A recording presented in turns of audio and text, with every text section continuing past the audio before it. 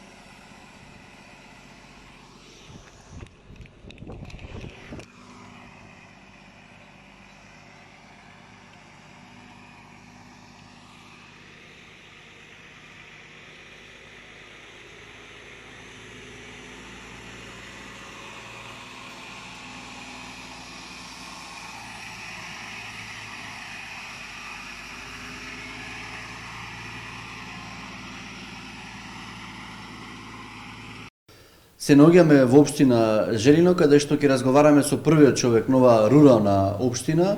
Темата се знае која е COVID-19, како и сите други општини, и вие преземате соодветни превентивни мерки за облажување на оваа состојба, за на некој начин да не се расшири болеста COVID-19. Добро дојдовте во емисијата Спектар и ви благодарам што прифативте да бидете гостин во оваа емисија. Со задоволство благодарам и на вас.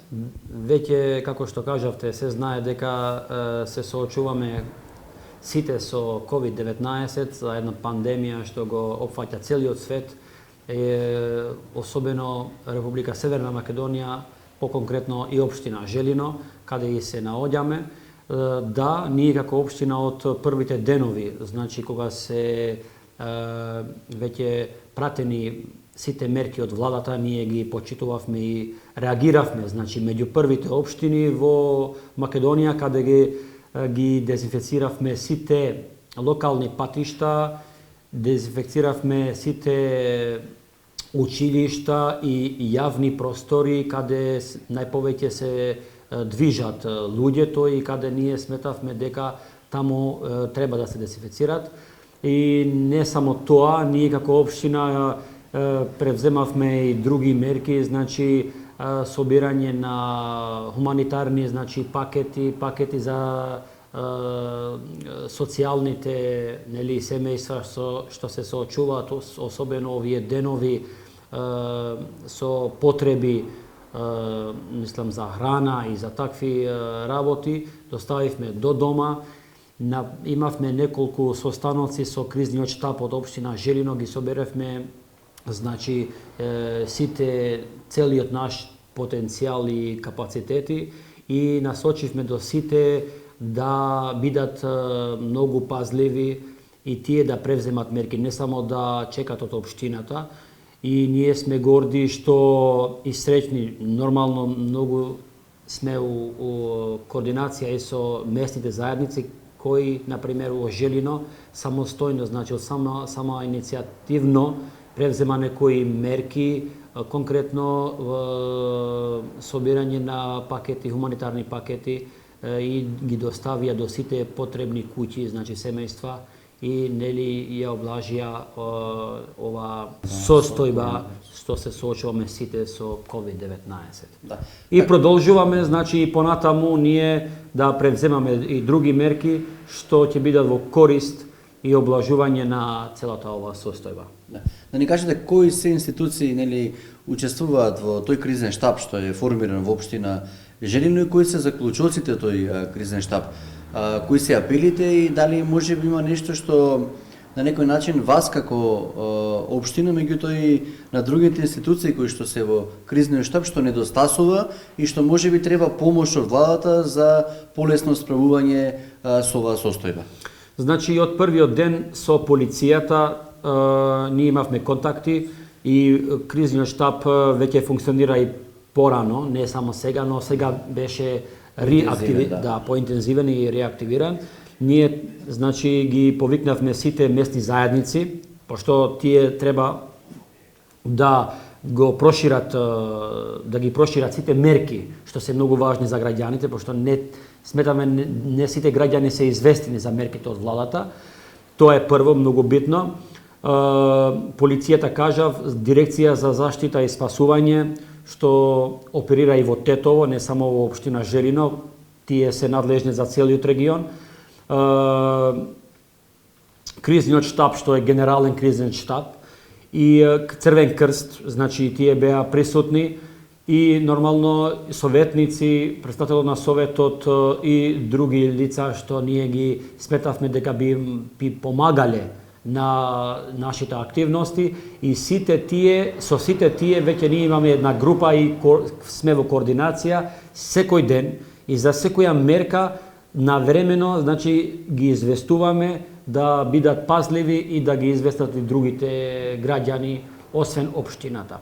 Значи со нив ние секои чекори и мерки што ги превземаме како општина заедно, значи сме у терен, заедно собераме и апелираме до граѓаните да ги почитуваат нашите апелации, објавувања, мерки, такви работи, особено за дезинфекција и собирање на хуманитарни пакети за храна и такви и слични работи.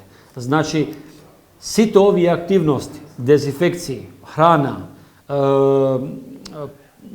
почитување на мерки, сме у координација со кризниот штаб и заедно со нив оперираме, и затоа ние сметаме дека сме успешни како општина што се соочуваме со оваа пандемија и ова изолација, да кажеме, тотална изолација. До сега немавме, освен еден случај во општина Желино што има COVID-19 во село Стримница, други случаи немаме и да се надеваме дека нема и да има.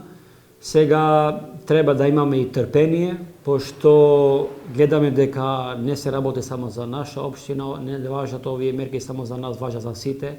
Јас мислам дека цела држава и целиот свет, па и општина Желино после овие мерки, после оваа изолација ќе излеземе, значи не само успешни, но и здрави, што е многу битно и најбитно. И мислам дека ќе треба уште малце трпение. Ја верувам дека нема да трае многу ова изолација и ова пандемија. И владата веќе, мислам дека после 2 недели ќе ги ослободи некои мерки, па и Германија и Австрија и сите веќе почнаа со поблаги, да кажам, мерки. Мислам дека и ние ќе почнеме така. Но овие 2 недели, како кажа и премиерот и владата, ние треба да бидеме пазливи, пошто периодот е многу ризичен. Така. Општина Желино е мал општина по број на жители, да речеме која споредиме со општина Тетово, меѓутоа во пракса можеби таму е малку полесно да се спроведат некои мерки како што е дезинфекција на јавните простори и површини, затоа што се работи за мал простор, за разлика од таму ви имате дека планински села. Како успевате да вршите дезинфекција во тие високи планини каде што претпоставувам дека и сега има таму снег, нели? Да. Па со снегот веќе ние прошла недела таму интервениравме на време, пошто таму е најкритично и најинтервентно, најургентно треба таму во планинските села. Интервениравме на време, коло тоа што се нели Оддалеченоста е малку, да. Оддалеченоста, да. Ние се обраќавме од првите денови во Тетово, значи не во општината, туку во противпожарна, пошто тие имат камиони соодветни за дезинфекција на улиците. Тие ни одговорија дека немат камион слободен за да дават на општината и ние нели не можевме да гледаме и со вкрстени раце да бидеме како спектатор, туку моравме да интервенираме. Најдовме едно чаре, да кажам вака, во општина, во село Стримница, каде таму местна заедница има еден камион, соодветен, значи специјален за дезинфекција и такви работи, користиме тој камион и успешно, значи, опериравме сите села, локални патишта, јавни простори, ги дезинфекциравме. Сега во неделата, значи од понеделник ќе почнеме уште една акција за сите села и мислам дека ќе биде доволно да се пошто нели сметаме дека само дезинфекција на патиштата се многу ризично и министерот сам кажа дека и од асфалтот доаѓа вирусот. Барем таму кај што можеме, таму ние дезинфекциравме и ќе дезинфекцираме. И училиштата, и општината. Апелиравме и до џамиите, пошто таму се соберат луѓето и таму да дезинфекцират. Значи, ако не превземат тие мерки, ние ќе ги дезинфекциравме. Но до сега немавме проблеми, што значи дека сите мерки, активности што се потребни за дезинфектирање на локалните патишта и простори, ние ги превземавме и уште една тура остана ова недела и мислам дека ќе биде доволно. Да. Да ни кажете... Значи, со наши сили, не од некоја институција, владина или од противпожарна, пошто така ве разбрав, со наши сили, како општина, сите мерки што ги превземавме досега, ги покривавме со нашиот буџет и наши, да кажам, машини и такви работи.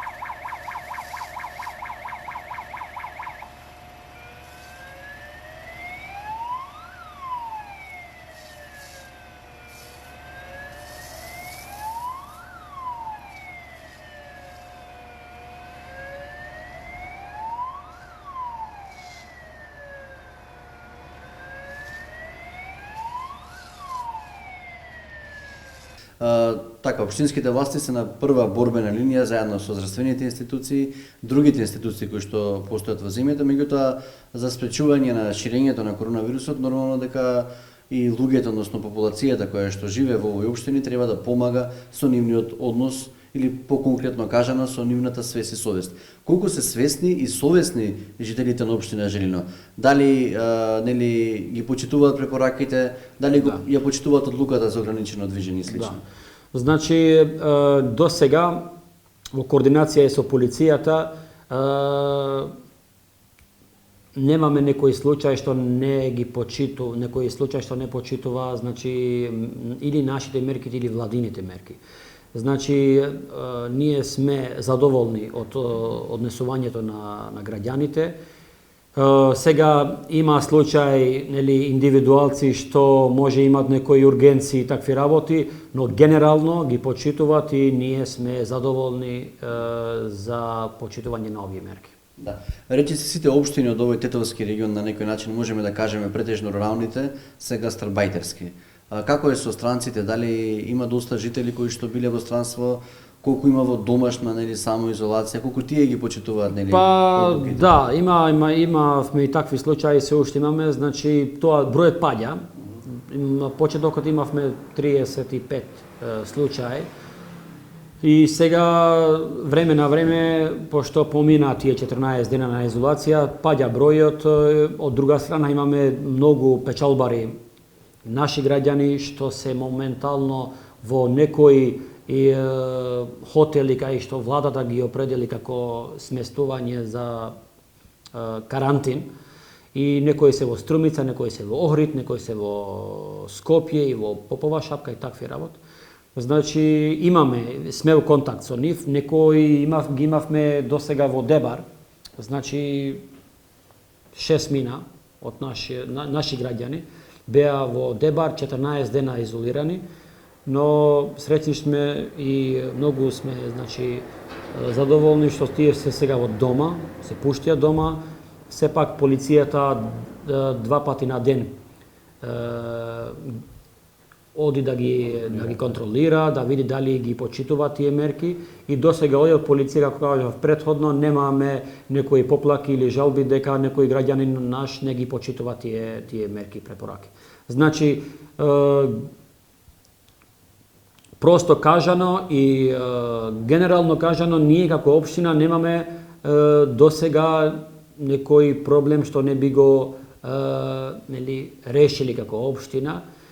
Досега сме, значи, во склоп на сите тие мерки ги почитуваме. Граѓаните седат дома, изолирани, нормално дека за нас многу е битно и битно е да продолжиме со нормалниот живот. Нели, фирмите што ние како општина имаме многу фирми, околу 400 фирми, тие се обаќаат кај нас и, нели, прашуваат секој ден кога отприлика би се ослободиле ние од оваа изолација. И тоа е најбитното, да продолжиме со нормалниот живот, да почнеме да работиме и така да се развиваме како општество. Генерално во општина Желино ситуацијата досега е мирна, нема други случаи. Ние колку што можеме како општина ги превземаме сите мерки и активности и мислам дека на крај сите ќе излеземе уште по здравје. Да. Тоа беше следно прашање. Знаеме дека, нели, општина Желино има доста фирми приватни. Во каква состојба се сега? Те најверојатно комуницирате, контактирате со нив, изолирани се сите, некои пуштања, имали, нели, помош за нив, каква е состојбата? Некои работат. Значи генерално, што знаете и вие, кафетериите, ресторантите, тие се целосно, значи, затворени.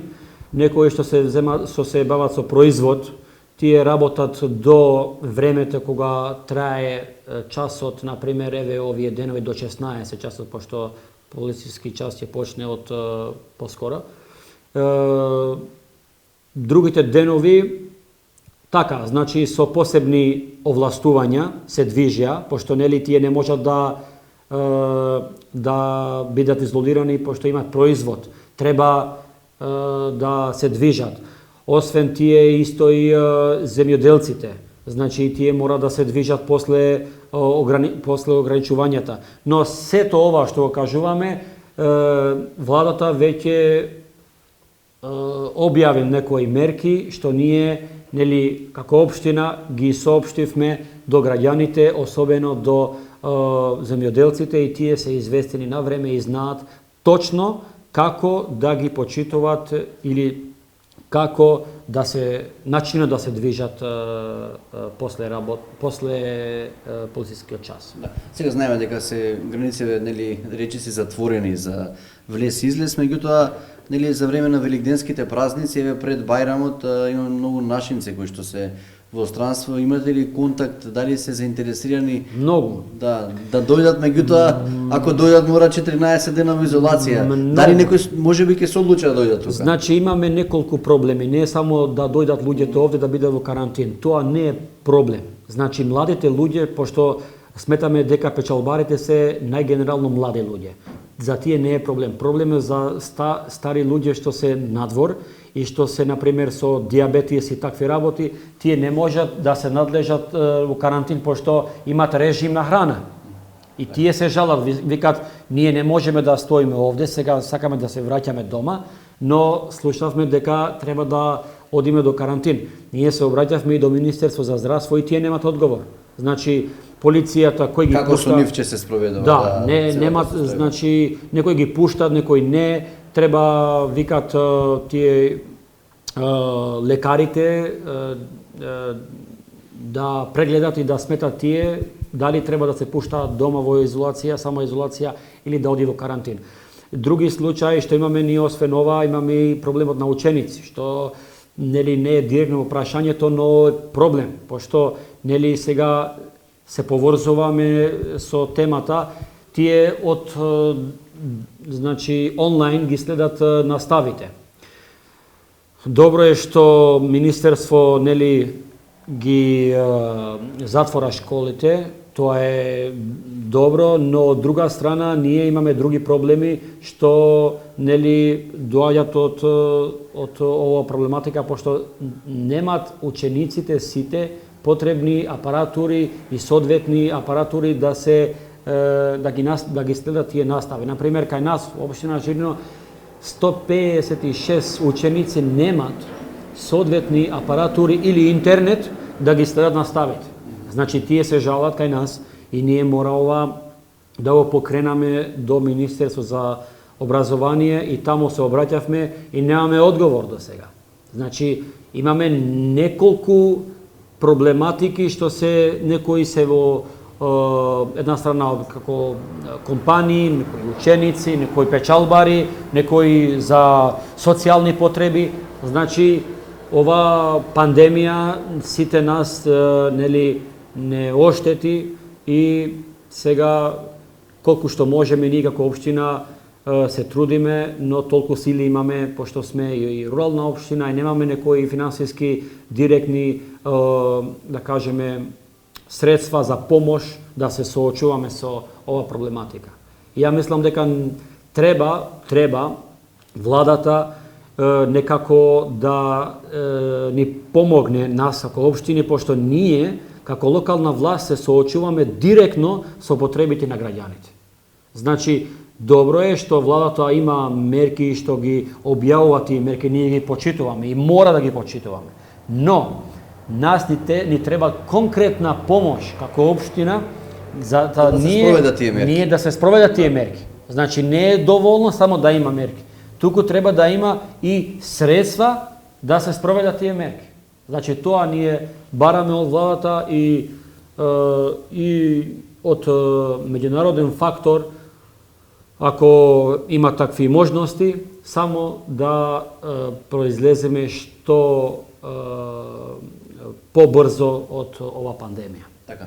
Господин градоначалник, ви благодарам за разговорот. Би ве замолил еден апел до граѓаните, до сите институции, до патите како прв човек на оваа општина. Значи трпение за сите граѓани, трпение за бизнисмените, за компаниите, трпение за печалбарите и за семејствата што нели се во најдиректно загрозени и што се во социјални потреби. Ова ситуација ќе пројде како што имавме и други случаи ние ќе излеземе и ќе произлеземе уште по-успешни и уште по-здрави. И тоа сакам најповеќе за сите граѓани, не само за граѓаните на општина Жилино, туку и на сите граѓани што живеат во Република Северна Македонија, да имат малце трпение и да ги почитуваат мерките што се дадени од владата, пошто тие мерки се за доброто на граѓаните, за нивните животи и најбитното за здравјето. И децата што со нетрпение чека да се враќат на училишните клупи, и тие треба да имат малце трпение. Ќе продолжиме со нормалниот живот, ќе продолжиме да живееме како порано и ќе бидеме уште посилни и појаки. Така. Ви благодарам уште еднаш, ви посакувам добро здравје на вас и на сите Благодарам. жители од оваа рурална општина. Исто и на вас.